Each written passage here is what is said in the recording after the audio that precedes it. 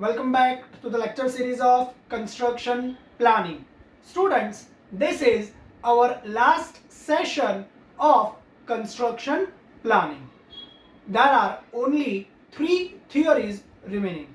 But before we see what are they, let us recall that what we have done in the entire lecture series of construction planning. So students, we have started with the definition of planning.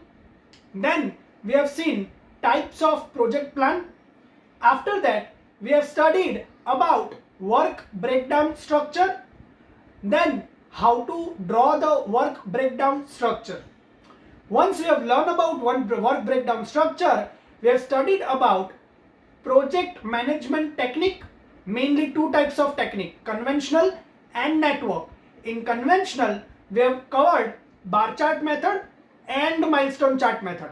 While starting with network method, we have understood what is network, what is activity, what is event, types of activity, types of event. Then rules to draw the network. After that, we have seen 3 kinds of numerical to draw the network.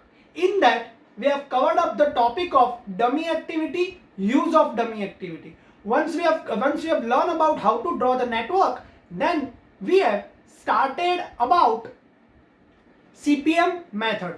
So we have covered up theoretical fundamental in a separate lecture, and then we have seen 2 or 3 numericals based on CPM method. After that, we have seen PERT method. And in the last 2 sessions, we have done numericals based on PERT. So that is what we have done in the entire lecture series of construction planning. So today in this session, we are going to learn, last 3 theories. First is precedence network, second ladder network, third line of balance technique. We are going to see 3 theories: precedence network, then ladder network, and last is line of balance technique. Let us begin with precedence network. So students, let me tell you a fact that till now in the entire chapter of construction planning, what you have learned, that is activity on arrow, AOA type of networks, in which you are representing activity as a separate arrow. So those kind of networks are known as activity on arrow kind of networks. Now this precedence network works on the fundamental of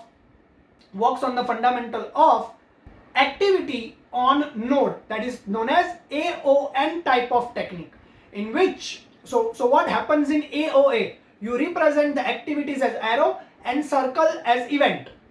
But now AON, activity on node, that means you are representing your activity in the square or the event or the circle. All right, so now what does the arrow do? So arrow represents the interdependencies of the activities. Arrow represent the interdependencies of the activity. Here arrow will not represent the activity. Activity will be represented by a circle or a square, and arrow will only represent the interdependency. Now, as I've talked, in precedence network, activities are represented by a square or a circle. Let us see how they have been represented. So as you can see, this is how the activity is represented by a square or rectangular, having 3 information inside that square: activity description, duration, and activity number. Now the arrows, we can have the information about EST, LST, and on that side of arrow EFT, LFT. So this is how we can represent the precedence diagram, the set of activities, by using this square or rectangle. Now students, let me tell you a fact that almost all the softwares such as Microsoft Project and Primavera works on this AON kind of technique. Works on AON kind of technique. Yes, that is correct, that they work on AON kind of. So we have got the enough information that how activities are represented, and arrows represent the interdependency, but one activity is having what kind of relation with the other activity, what should be the logic to connect the activities. So in precedence diagram there are 4 kind of logics. Let us see that. So here are the 4 kind of logics which the precedence diagram or precedence network uses. First is start to start. Second is finish to start. Third is finish to finish. And the fourth is start to finish. In short, we can say that SS, FS, FF, SF. Start to start, finish to start, finish to finish, and then there is start to finish. Let us begin with start to start. So start to start, that means activity A and activity B, activity A and activity B start at the same time, but activity B cannot start before the activity A. That is your start to start. The 2 activities are starting together, and that is known as parallel activities. That is known as parallel activities. So what is an example in real-time construction? What is the example of start to start? Think about it.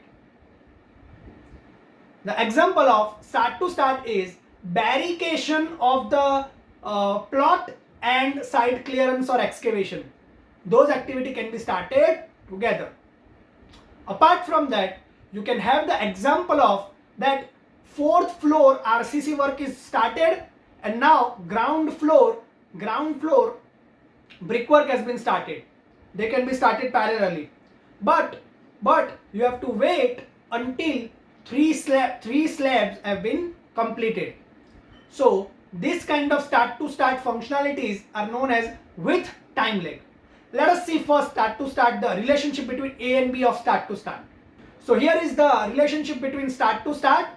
Now when I say that activity B is starting after few days of activity A, activity B is starting after few days of activity A. So that is also termed as start to start relationship, but having certain amount of lag. Having certain amount of lag, right? So that is your start to start connectivity. Let us proceed with finish to start. Let us proceed with finish to start. So finish to start says that activity B cannot start until activity A is completed. Repeating it again, activity B cannot start until activity A is completed. So this is like serial activities, one after another. Once A is completed, then and only then you can start B. Think about a real-time example of finish to start. Excavation and PCC. Once the excavation is completed, then and only then you can have the PCC in that area. Also brick and plaster. Once the brickwork is completed entirely, then and only then you can proceed for the plaster. So these are the activities which are connected with the logic of finish to start, FS. Let us see the connection diagram of that. Alright, so here is the connection diagram of finish to start. Finish to start. So I hope we are clear up to this point. Now let us see the third logic, that is finish to finish. Third logic is finish to finish. So finish to finish is saying that activity B cannot be completed until activity A is completed. Activity B cannot be completed until the activity A is completed. Finish to finish. Irrespective of their start time, two activities must finish at the same time. FF means irrespective of that start time, two activities should be completed at the same time. Think of a real-time example of that. So the real-time example of finish to finish is that before the plaster work happens, brickwork and electric conduiting work should be completed. So electric work and brickwork are related with each other with the dependency FF, irrespective of when they are starting, but they must be completed before the plaster has been started. So brickwork and electric conduiting are related FF, that activity A and B must be finished together, right? So that is your FF. Now let us see the dependency diagram for FF. So here is the diagram for how you can represent the finish to finish logic. Now let us proceed with start to finish logic. Start to finish, SF. Let us see that. Start to finish. That means activity A can start only after the activity B is completed. So that is completely reverse scenario of what you do in FS, finish to start. That X activity can be only started when Y is completed. So reverse of it, Y can be only started when the X is completed. So in this kind of diagram, reverse connectivity is there. So this kind of logic does not being represented in the network or rarely used in your planning. SF is not much used in the construction planning because it is only reverse of FS. So when I can use of SF, when I can use FF, so why to use SF? All right. So that are your 4 logics of precedence diagram. So how precedence diagram is advantageous to me? How it is advantageous to me? Let us see. So here are the advantages of precedence diagram. That the first advantage is precedence network can show the activities. Precedence network can show the activities which consist of certain time delay or which can be separated by the time delay. For an example, if 3 activities are starting together with a certain time lag, so when you are working with AOA type, activity on arrow type, you cannot show the overlapping of that. But when you are representing it by AON type or by precedence network, you can represent the overlapping very easily. That is the first advantage. Second advantage of the precedence diagram is that the precedence network is self-sufficient itself and consists of a lot of project information or information regarding the project, so as we can conduct the time analysis or we can represent the time analysis inside the network itself. So it becomes very easy to show the time analysis in the network itself. The third advantage, that is revisions or the updations or the modifications in precedence network is far easier than AOA type, because here the activities are represented in the node. So we have to only play with the arrows. So if there is an update, we have to only update by arrows, or we have to only modify few activities. But if we talk about AOA type, what happens that if any update comes, we have to redraw that arrow, and on that arrow there are number of activities connected to that arrow. So we have to remodify entire network. But that is not the case of precedence diagram. So update or the modification or the revisions are quite easy using precedence diagram. The next advantage, that is the precedence diagram follows very simple notations of the flow chart, so it can be understood by a non-specialist person. So it could be understood by a non-specialist person. And the last advantage of precedence diagram is, that is arrow does not represent the precedence of an activity. here we can assume that from left to right, left activities are the preceding of right activities. So there are no arrows which are following something, or X arrow is following Y arrow or something like that. So arrows are not representing the sequence of activities. Arrows are not representing the sequence of activities. So these are the advantages of precedence diagram. I hope we are clear about it. Now let us see another theory, that is ladder network. So ladder network is more or less extension of the network arrow network diagram. Ladder network is generally used for the repetitive kind of work. For an example, let us say that you are planning for 100 meter of retaining wall. You are planning for 100 meter of retaining wall. Now generally the retaining wall consisting of 5 activities: earthwork, cement concrete, reinforcement, formwork, and final concreting on the wall. But now you are not going to perform for 100 meter entirely. You are going to perform in the stretch of 5 meters only. So there is this 5 set of activities you are going to repeat 20 times.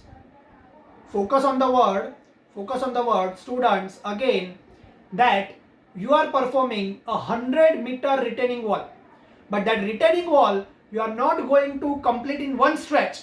You are only going to complete in 5-meter stretch. So 5 meters at a time. So those 5 activities, what were the 5 activities? Earthwork, cement concrete, reinforcement, formwork, and concrete. This 5 set of activities you are going to have 20 times. So now let us represent in the network diagram. So the network diagram for the just discussed example will be looking like this. So we have to use the dummies to connect the arrow, and we have considered 20 stretch. So think about the complexity of the arrows and network. So for such repetitive works we can use ladder network. So what is ladder network? Let us understand. So in the network diagram, as you can see, I have represented the earthwork as EW1, cement concrete as CC1, 1, 2, 3, 4, 5, and then I have represented reinforcement RF 1, 2, 3, 4, 5, then formwork FW 1, 2, 3, 4, 5, and concrete C1, 2, 3, 4, 5. Now I know that each stretch of retaining wall takes 2 days for earthwork, 7 days for concrete, 10 days for reinforcement, 2 days for formwork, and 3 days or again 5 days for cement concrete work. So these are my lead timings. So now let us see the ladder network. So this is the representation of that entire repetitive work by the use of ladder network. So the ladder network is drawn in terms of lead and lag with the using of the predecessor activities. Ladder network is drawn with the data of lead and lag with the use of predecessor activities. So when you involve a certain number of repetitive kind of works,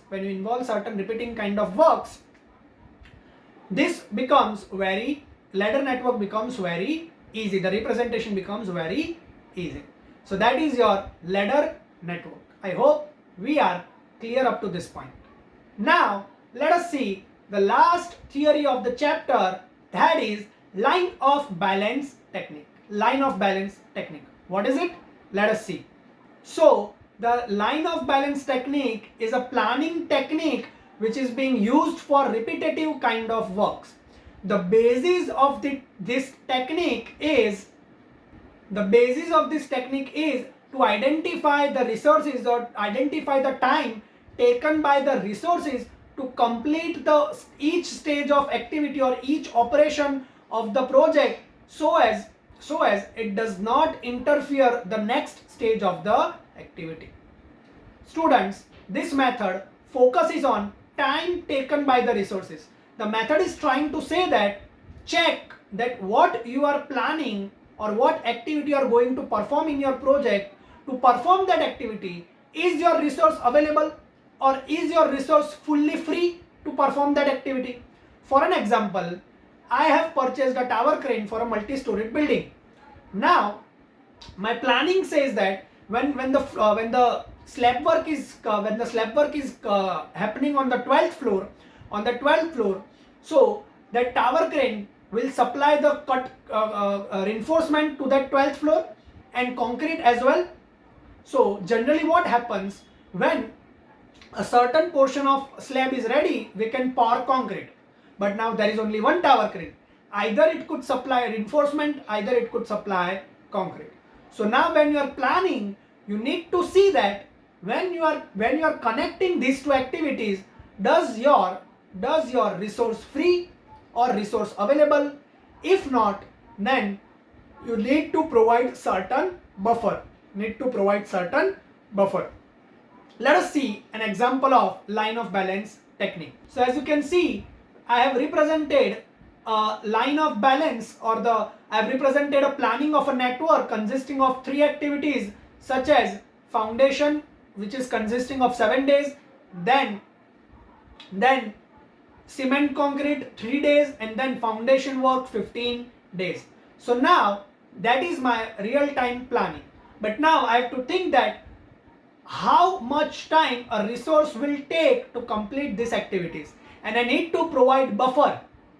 I need to provide certain buffers, so as when one activity is being completed and the next activity started, my resource should be completely free to perform that activity. So let us see the planning with buffer. So here is the planning with buffer. So as you can see, I have provided 3 days of buffer between all of these activities. That 7 days of excavation, then 3 days buffer, then 3 days of PCC, then 3 days buffer, and then 15 days of foundation work. So that is that buffer, providing the buffer because I need to get free my resource. That is your line of balance technique.